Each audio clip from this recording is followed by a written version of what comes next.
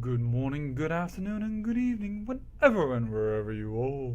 And welcome back to the beta plan, playing CK2 Horse Lords. Hallelujah, brothers and sisters, we have a new DLC for CK2. Yes, it is out about a few hours, and I've downloaded it from Steam. Right, nice and quick to show off, because although this isn't the first series I had planned for my series, no, I'm still waiting on the other game that should bring in the elements of RPG and strategy and combine them to make one whole on my channel. I could of course not let this slip by and not do anything about it. So, I am going to show you off a little bit of the Mongol expansion, because that is also the other name you could give it instead of Horse Lords, because it is all about the Tengri and the Mongols. But before we get into that, I will try and list a little bit of the few things that at least you can see quite easily that have changed before I get into the more detailed things about the Mongols, so that you can get an overview in the first few minutes of this video and know what this expansion is all about. And if that is just what you came here for, then hey, good on you. And if this is the first time you can come on this channel, then hi, this is the beta plan. So let's get into it. You can already see some changes from these portraits, but hold on, I'll get to that before you go, oh, the portraits have changed. Yeah, don't worry, I'll get to that. Let's start with something very minor. Land bridges. Apparently Paradox just love land bridges. Did you know that you could just hop over from Albania, Greece to Italy through the Adriatic Sea? Yeah, you can do that, no problem. Also, if you want to have some crag in Dublin, you can just go through Wales and then, you know, through the Wicklow Mountains up to Dublin. No problem. No problem. Also, Gotland. Yeah, boats not needed. Not sure if I like that change. Oh well, no problem. The border changes, yeah, they're interesting, but that is only the surface of a much bigger change regarding this new tab, the government tab.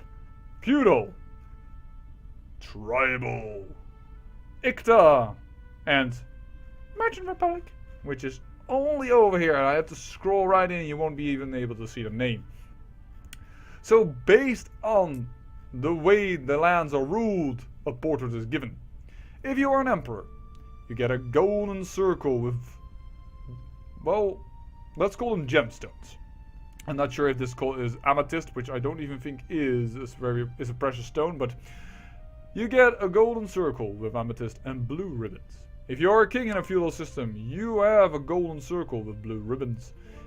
If you are a duke, you have a silver circle with gemstones. And if you are but a count, hey, there's more than I am, you get a silver circle with blue ribbons. If you are, however, under the Icta system, you gain green ribbons.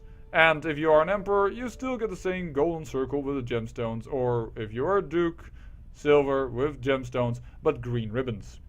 For a merchant republic, an odd pinkish color. Cannot say I'm a fan of that. For tribals, a brown wine red. Well, it's more brown, but I love wine red. Color wrong of ribbons. And if you are a theocracy, you get white ribbons. So, these changes, as said, are about the type of government. And they have made the type of government more clear what the differences are and made some small changes in rules here and there.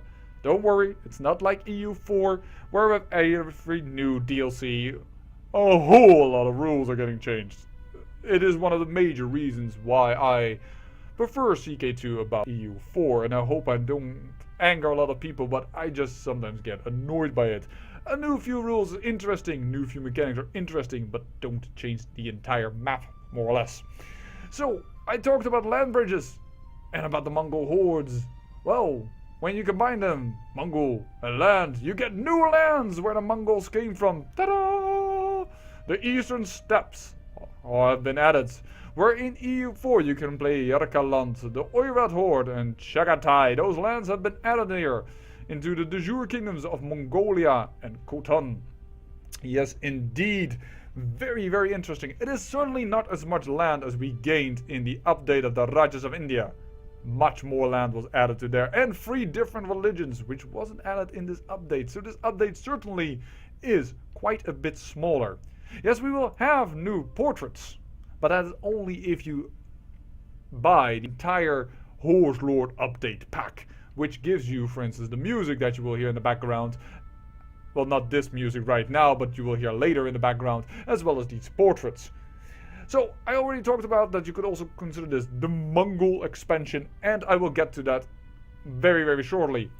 But it is all revolving around these new lands. You have also here new cultures. Ogyur, Khitan, over here, Tokharian, and Sogdian. I probably butcher every name, and I'm so sorry. Interesting enough, however, this Khitan culture by the year 1066, all these 3 cultures, by the way, here in the bottom, gone. Completely gone. But the king is still Khitan. I'm not sure if this was an accident or if this was proper, but it seems odd to me. However, this is not the start where I want to go, because I already said this is more or less the Mongol update. As much as we are the beta plan and do every time something different, we want to be, well, we want to show you about this update, and most of the events, they've said, the new events are around the fact of the Mongol invasion. In fact, do you know what the real name is of the Khan of Khans? Temujin. Temujin Borgin. You can play him before he became the emperor, and he is a god character.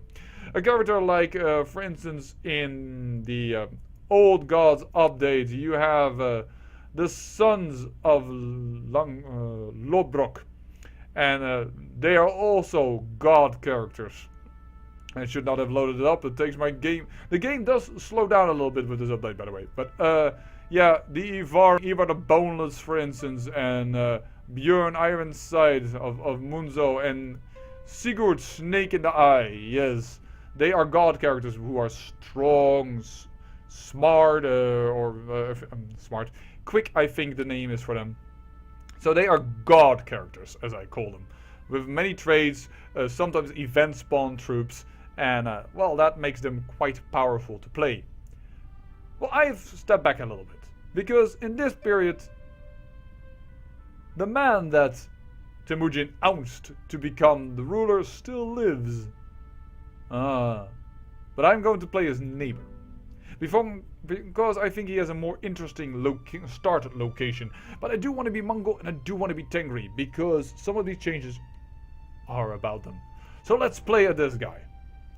And then I will dive into some of these changes. However, I cannot dive to that immediately, because at the first startup of any new game you start, we already see one of the new changes that has been implemented in this new DLC. And whoa, Mikey. Okay, all the other startups were a little bit quicker than this. I don't know why this is taking a little bit of time, but alright.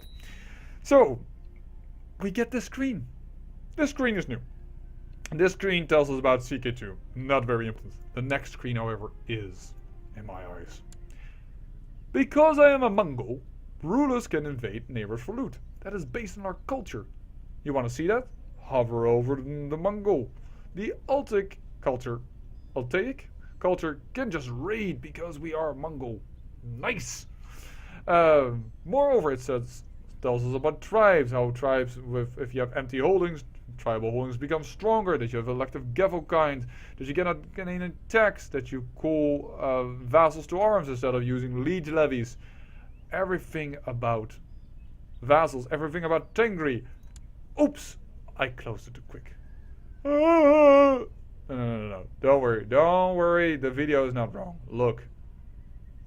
Oh, the tooltips have been expanded to give you proper information. Because I'm in tribal, I can build tribal and fort holdings and hold these without penalty. Fort holdings are new. I will come to that in a moment.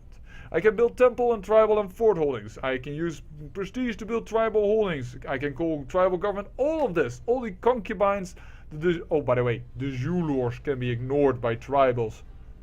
Thank you. If there is an Emperor of Tartaria, I can ignore his tribal laws. That is really cool.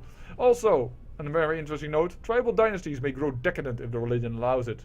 So if you're a Muslim, tribal decadency doesn't do a darn thing to you. Interesting change. And if you want to read about the Tengri, you can do that here. Woohoo! So, fort holdings. They are over here. They're a new type of holding. Forts can be built in all counties you control and in all hostile countries where you have troops present. Forts cost 20 gold pieces to construct and can be upgraded to regular castle holdings by right-clicking the forts. Forts lock down your occupation of empty nomad provinces and negate the crushing attrition enjoyed by certain pagan tribes in their homelands. You can, if I read this correctly, and you can build fort holdings as a feudal, and you can, hold on, I will show you. Let's go to a feudal kingdom, Hungary. Thank you very much. Hungary. Nope, wrong. Here. Can hold castle and fort holdings. Can build castle, city, temple, and fort holdings. If you invade as a Catholic into a tribal region, you can build a fort and not suffer sounds of attrition. Hallelujah. Interesting, isn't it? Yes, it is. At least I think so. If you don't think so, so hey. As many people as there are in the world, as many different opinions exist. Yes, you can build fort holdings. Not the only thing that is new. As I said with all of this, another thing that is new. This little pop-up. Now, let me give out some commander titles. And I know they are bad commanders, you don't need to tell me, I will get back to that. Don't worry. Don't worry. But after giving all the commander titles away, this pop-up goes away. And you can see here, I can also give Venerable Elder, Master of the Bow, Master of the Blade, and oops, I closed it again too quick. Oh. No. Again, don't worry. Minor titles. Oh no, do I always have to give it away for this? No, don't worry. I can award an honorary title also through this system. They've just added options to do it. I can also, for instance, plot to kill. Through diplomacy screen. I can still do that here. Don't worry, but that's possible. They've added options. Another option they've added. Well, I'm not very good at martial. I don't want to lead any armies. Forbidden. No more problem. Hallelujah. Yes, indeed. Liberal graffiti. No more problems with that with one simple click of a button. In short, a lot of the UI has been upgraded to give more information, to cancel out things happen. I think, for instance, Arumba would be very, very pleased. Another man that has played quite a little bit of CK2 and quite a large CK2 channel.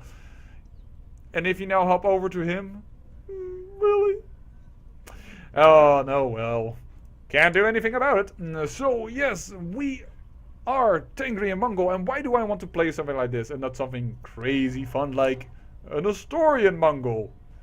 Well, unfortunately, I'm gonna have to do this and do a little bit less of the beta plan because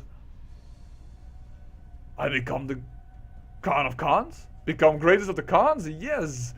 A Mongolian ruler who manages to unite the clans of the Great Steppe may claim the title of Genghis Khan, greatest of Khans. While unifying the people of the steppe is quite challenging, fulfilling the prophecy is of ultimately becoming the leader of the world may prove to be even harder.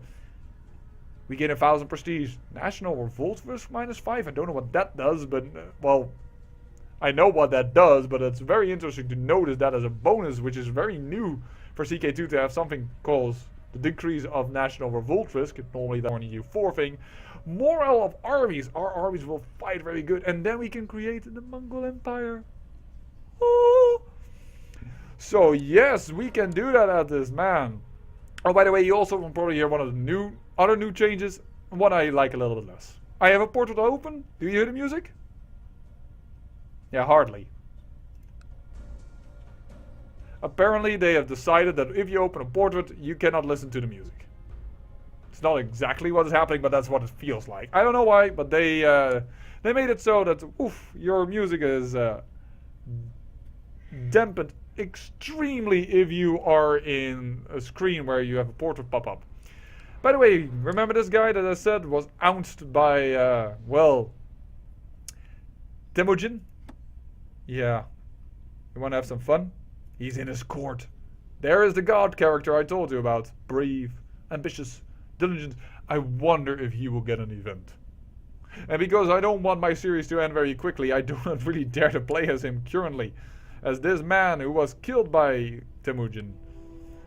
Well, momentarily we will play as this guy. We're going to focus on warfare because we do not have a lot of martial. I have 3,800 troops and my next door neighbor has about the same and this guy has a little less. But I really also would like to invade this guy. And by the way, yes, new portrait. No, but that's because I bought the whole pack.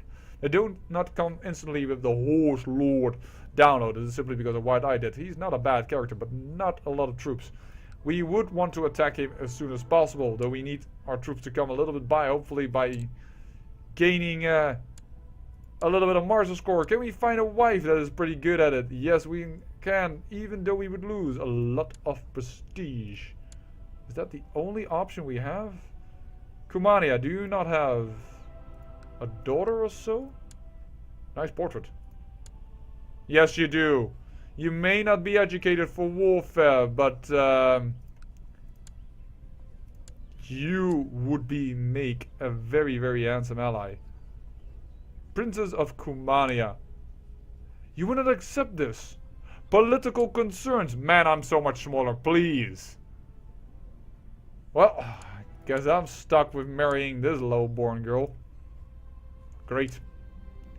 No, people respect wealth. I have no prestige whatsoever. But we have fulfilled our ambition. Oh. By the way, something I noticed I'm going to do now because, well, we're not going to try and become a paragon of virtue. Say we want to become the king of Kyrgyz. I said Mongolia first. It is just dependent on where your area is at. 1,000 prestige.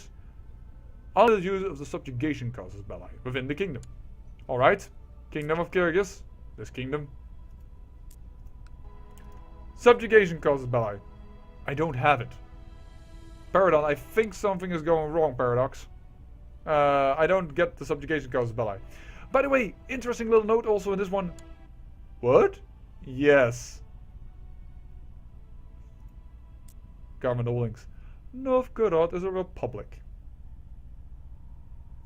In this stage and age already. Right, that is something weird. By the way, if you see this grey out, this is because these men are tribals. But they are ruled by a feudal ruler. So that's what you get this crossover of. It is a bit hard to see, I think, because the colors are so evenly matched. It's quite hard. But this is the same. He's a Sunni being ruled by a Buddhist. Alright, that's just the way it is. And that the Sunni being Ikta. Because if you are a Sunni, and it stands here, now I need to look for it for a moment. No, that's in the Ikta rules, I think. Let me see here.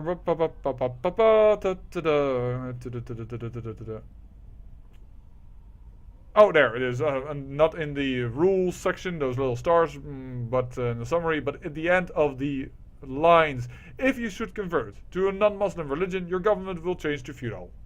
You are only Ikta if you are a Muslim, and if you are a Catholic, you can have an Ikta. So yes, these are quite the same. It's only tribal that can be both Muslim, for instance, and not be an Ikta. Same for Catholics. Or merchant republics, same type of deal. So we can now get 4,800 men just by adding our martial score from our war focus and our wife having a very good martial. Yes. Oh, my wife is educating my son. I would like that in a sense, but in another sense, except for the fact that I'm arbitrary, I have pretty good traits except for my end education. So I am going to educate my son myself. This will not be liked by my wife, but so be it. We have, however, a sister. So, Kimak. Yes, arrange a marriage between you and my sister, and we will have an ally. And as soon as we have the ally, voila. What we are going to do is, oh, he already declared war. Well, darn, and we can't call him into our own war. By the way, as I said already, I think I said Tengri. Invasion causes Belai. No, I don't think I've said that. Has been changed. You lose 500 prestige and at the maximum gain 200 prestige. No more endless warfare for the Tengri.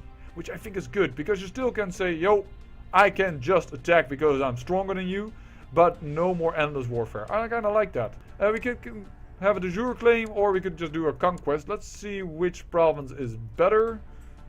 You have 2 holdings there, 2 holdings there. It doesn't really matter. Duchy wise, that lays in Altai. Do you have Altai yours? No, not yet. So we could go here, and then we could also attack him if we wanted to. Gives us more attack options. And Kimak, where are you going for? You are attacking for the conquest of Kyrgyz. Yeah, that's the best province there is. 3 holdings. I knew that. But this province also isn't bad, I must say. And he's defending also against this man. Alright, and what are you attacking for? Holy War for Uzar. He just wants this little province. Uzar. Holy Warfare, I know it's only 1 province because he's Buddhist and they can only win but 1 county. By the way, interesting, another Nestorian over here. Natural ally to him, but the other one is well, he has a feudal overlord, so he won't do much. I will declare war on him as well, because everybody's declaring war on him. Let's be united in warfare. Hoppa, call them up. I am already calling these people. Crusade for Andalusia. And I see that this man is attacking. 3,900 versus... How many do you have? 2,000, a lot less. That could be also troublesome, because I can't cross this border, which means I will be stuck with him as my backnamer. So he is going to kill me, or I am going to kill him. Wait a second. Why are we suffering attrition already? Pause. We are already suffering attrition. Pause, pause, pause, pause. Our own lands.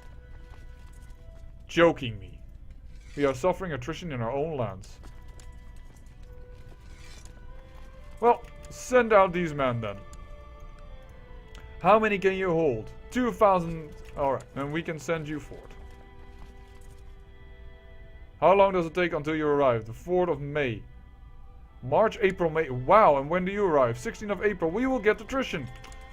A fort holding doesn't give us extra...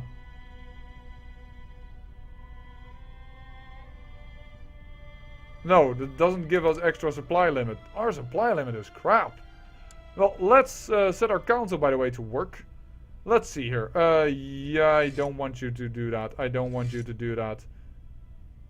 My wife is my spy master. I don't want that. Oh, she's going to be so pissed. By the way, why is my sister still here? Aren't you married now? I thought I married you out to him. He took another wife. He took an Orthodox girl?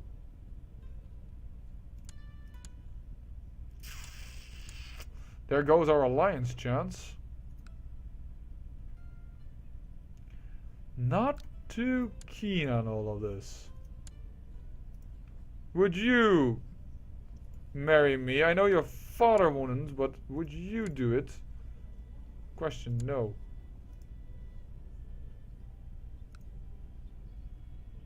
He has no reason to move. No, indeed he doesn't. Dang. Also, by the way, look at it. Grandparent is tribal, he is feudal. You can now see that when it changed. I like it. I like that type of information. Alright, let's merge you together and go up. I know we won't be in each other's way. And we have more freaking supply limit than we have over here. 6.3, it has gone up. Oh, apparently it was winter, probably. That's what I'm assuming now, at least. So, let's send everything down. Because this will still have more supply limit than us, because there's 10.5 right now and we are at 6.3. So this province is simply better in all ways. But now we have a useless sister. Well, not useless, but we'll have to see with that later. Let's deal with our council. Council, are you really the best? My god, we have a bad council. Cultures. We are Mongol, but no one in our region is Mongol. That is not very good for us. Mongol. You, let's just say we want a claim on your duchy. Decent battle choice for him. Couldn't do much else, so... Oh, no, wait a second. We can study technology. Very good. Let's study technology. Alright. Nobody has arrived. Well. This battle is not going too well for my neighbor. No, he is losing. He is actually making our other neighbor very, very weak, and then losing troops himself. This is good for us. Alright, because we want to become the Khan of Khans, of course. You need to know when to attack and when you cannot attack.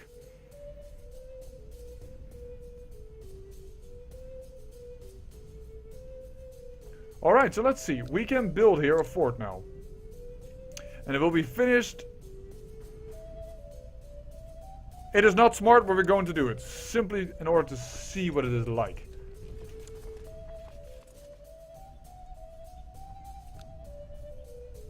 They built very, very quick. Very quick indeed. Voila, we have a fort here. The Fort of Mustau. High Chieftain, yeah, it shows that we are holding it. And it gives us a fort level over here. Alright.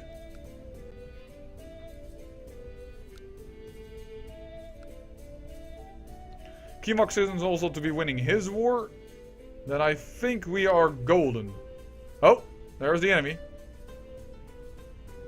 Kimok might not win his war because this battle is not going entirely Kimok's way. Close call, which is good for us. Better have a close call than something that's very easy. And he's now heading up northwards to us, I think. Oh, whoa, there's another army coming. That's probably from the kingdom down here.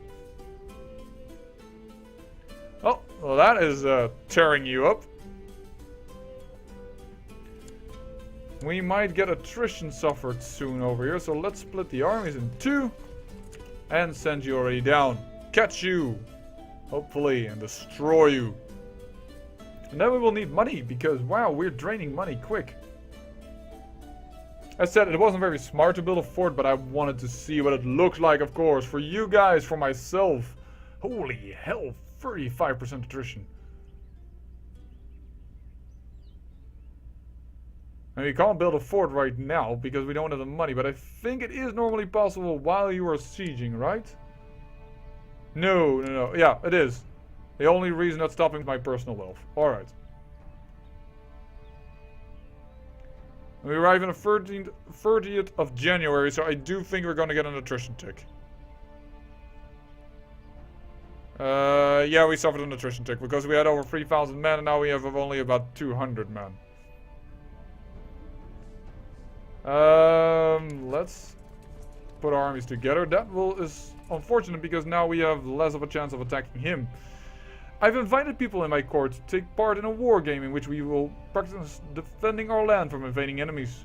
We will use wooden models to represent invading armies and I shall have to use clever tactics to defeat my opponents. This will be fun! As we assign tasks for the war game, we decide that Borte will defend with me, while Kudu will be leading the invading forces. Let the best warlords win. We are going to enact a little bit of Warhammer 40k. At the beginning of the war game, the enemy quickly tries to advance up the hills in the area to get a strategic advantage.